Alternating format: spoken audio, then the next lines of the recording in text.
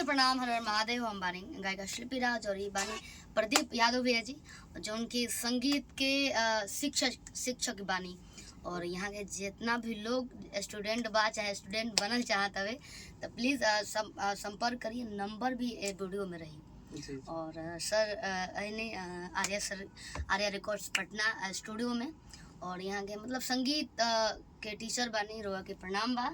और बहुत ही अच्छा जे भी संगीत से जुड़ल चाहत हवे, जैसे बहुत लोग बाकी डायरेक्ट स्टूडियो में आ जाला गावे खातिर, तो हम सबसे पहले ये कहब कि आप लोग संगीत की शिक्षा ली और तब जाके गाई, ताकि मुर्गी खटका सुर के नॉलेज होखे तो उससे गाँव में कंफर्ट फील होला। और हारमोनियम प्ले जरूर आर्टिस्ट के करे चाहिए। जी शिल्पी राज जी बहुत अच्छा लोग गायिका बानी, और यहाँ के नहीं के जाना, देश विदेश तक यहाँ के सुनल जाता नहीं। आज के समय में ट्रेंड कर रहा बानी और भोजपुरी के सेवा कर रहा बानी। बहुत आज हमरा अच्छा लागल आर्या रिकॉर्ड्स में आके रोआ से मुलाकात भइल।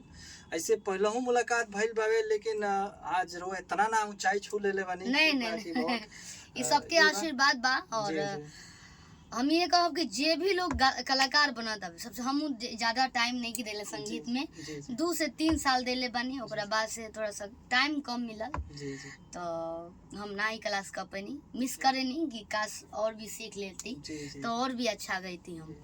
तो आप लोग ज्वाइन करी सर के क्लास में और शिक्षा ली, और बहुत अच्छा लगल सर आपसे। बहुत बहुत धन्यवाद आपके। धन्यवाद।